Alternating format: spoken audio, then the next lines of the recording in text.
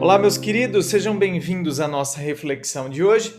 Lembrando a você que nós estamos alternando reflexões com perguntas que foram enviadas, seja aqui na comunidade do YouTube ou seja no direct do Instagram. E antes de eu começar esse vídeo, olha, gente, que camisa linda! Fala a verdade, hein? Eu amei essa camisa, olha que linda, gente!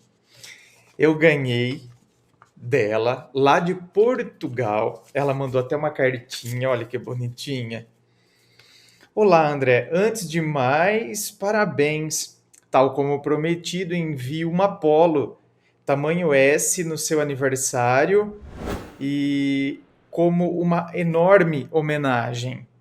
Sou a Patrícia, sua fã. Ela colocou Patrícia entre aspas. Na verdade, o meu nome é Filipa. Quando me inscrevi no Google, utilizei aquele nome, mas agora não sei como alterá-lo. Por isso, André, aquela Patrícia na realidade chama-se Filipa. Meu querido, não imagino o quanto me ajudou e ainda ajuda com os seus vídeos. Para além da sabedoria, demonstra um fantástico sentido de humor. A sua loucura. Quando eu tô louco, né, minha querida, que eu fico atacado aqui, né? A sua loucura faz-me rir e entendo perfeitamente esse humor que, no fundo, é sinônimo de seriedade. Ai, que bom, né? Eu fico tão contente quando as pessoas realmente captam o que a gente quer passar. Você é fantástico, um amigo, um psiquiatra genuíno e, claro, tal como eu, nasceu em abril. Adoro! Toca aí, minha querida, somos de abril! Muito mais teria para lhe dizer, mas receio bem que as minhas palavras nunca seriam suficientes para o tamanho da minha sincera gratidão. Ai, que bonito! Espero que Apolo seja do seu agrado e que lhe sirva. Minha querida, caiu como uma luva. Olha, gente, né? Tamanho P, né? Que eu sou magrinho. Linda, minha querida. Muito obrigado. Um grande abraço e beijo no coração, de Portugal, Maria Filipa Barrote Gonçalves, sua fã. Feliz aniversário, meu querido. Ô, minha querida, muito obrigado, viu? Olha, né, por esse carinho, muito obrigado pela Polo. Ai, gente, eu gosto tanto de camiseta Polo. E para gravar os vídeos, né? Meu Deus do céu. Gosto de gravar de camiseta polo e não de camiseta, né? Enfim, então, muito obrigado mesmo, de coração, muito obrigado. Gente, feitos os agradecimentos, e aliás, estendo a todas as pessoas que são sempre muito carinhosas comigo, tá? Muito obrigado a todos vocês, viu, gente? Vamos. Isso, Teodoro. Olha o Teodoro, gente. Vocês viram, né? Que a câmera praticamente virou, né? Virou total, né? Bruto. Seu bruto. Você é bruto. Se vocês vissem a cara que ele tá me olhando. Seu bruto. Ogro. Seu hétero ogro. Ele tá com o bichinho dele na boca. Então, a pergunta dela é assim, ó. Como esquecer um narcisista? Simples, pá, na lata. Como esquecer um narcisista? Olha, gente, eu acho que antes de entrar nessa questão, sabe, do narcisista, eu acho que é de fundamental importância eu falar uma coisa aqui que eu acho que eu falei até numa live, que a gente tem que tomar muito cuidado. Cuidado com as modinhas. Eu acredito que tudo é modinha, né?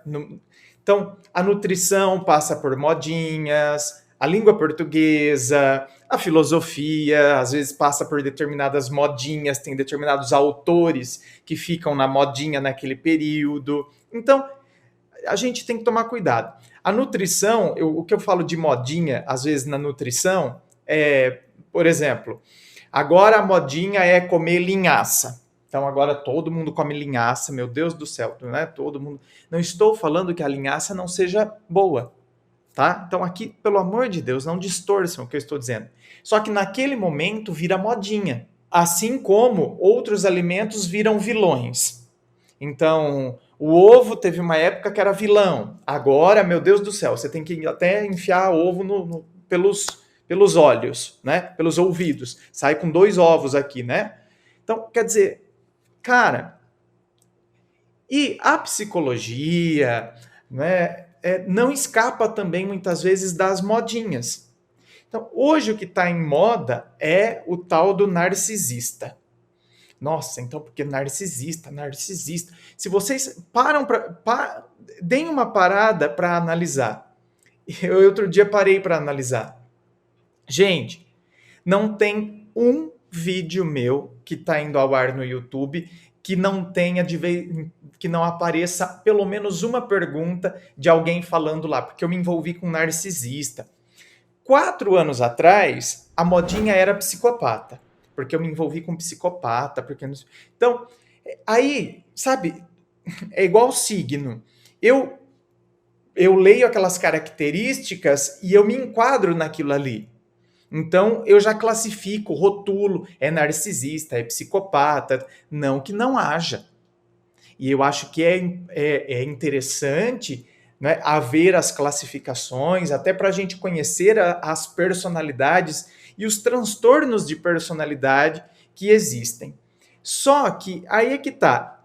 Por isso que os psicólogos, eles debruçam, eles, né, se debruçam sobre isso, eles estudam sobre isso, se bem que, né, às vezes, assim como nós encontramos péssimos professores, nós vamos encontrar também péssimos psicólogos, péssimos pedreiros, péssimos policiais e em qualquer profissão. Então, tem psicólogo também né, que, pelo amor de Deus. Mas aqueles que levam a sério se debruçam sobre isso, ao invés de ficar apenas e tão somente nas classificações e aprofundam-se sobre isso, claro.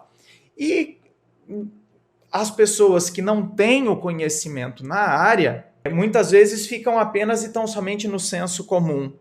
Então, precisa tomar muito cuidado com isso. A gente acaba ficando muito mais preso na classificação do que na atitude que a pessoa teve. Por isso que, para mim, repito, eu acho importante as classificações enquanto análise, estudos, né? Enquanto os psicólogos se debruçam sobre isso. Porém, eu acredito que para o nosso dia a dia seja mais interessante, ao invés de ficarmos presos às classificações, né? Às rotulações, porque tal pessoa é narcisista, porque não sei o que, porque isso, porque aquilo. Vamos nos concentrar, sabe no quê? Nas atitudes que a pessoa tem.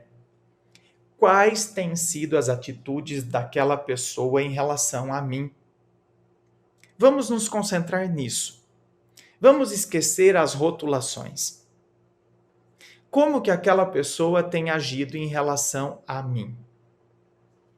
Dessa maneira. Assim, assado. Entendeu?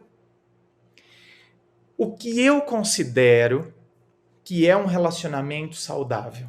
O que eu tenho vivenciado ao lado daquela pessoa? Depois, a gente começa a fazer outras perguntas. Por que eu me deixei ser dominado daquela maneira? Então, por exemplo, a pessoa me dominou de uma tal maneira, me reduzia, entende? Me diminuía. Queria que eu ficasse inflando o ego dele, ou o ego dela, aqui tanto faz homem, mulher, gay, hétero, enfim. Né? A pessoa, eu sempre estava ali, tudo girava ao redor dela. A pessoa nunca sabia me fazer um elogio, pelo contrário, né? Queria me reduzir, como se, meu Deus do céu, né, ela fosse a melhor pessoa do mundo e que se não fosse ela, eu estaria perdido porque eu nunca encontraria alguém como ela. Então, quando a gente começa a desvendar estes mecanismos, talvez eu estivesse numa carência, talvez eu tivesse saído de uma relação, né, um tanto quanto traumática, e aí justamente deu cruzar com essa pessoa que aqui, ó lá, não vamos classificar psicopata, sociopata, narcisista, independente da classificação. Eu saí de uma relação traumática, eu estava machucado e deu o azar, deu cruzar com uma pessoa que num primeiro momento se mostrou extremamente, né, atencioso, extremamente acolhedor.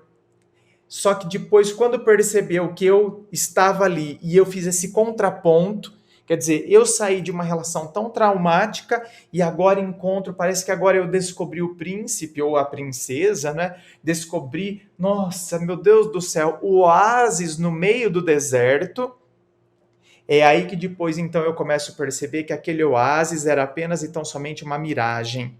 Era só, não é, uma imagem, uma ilusão que a própria pessoa projetou e que eu também, não é, projetei a partir da minha carência, a partir do deserto que eu estava, a partir da situação que eu estava. Então, vamos analisar esse tipo de coisa. Então, quando a gente consegue analisar dessa forma, aí a gente começa a entender que, na verdade, eu desenvolvi esse mecanismo de dependência em relação a essa pessoa por causa de tudo isso, por causa desse passo a passo.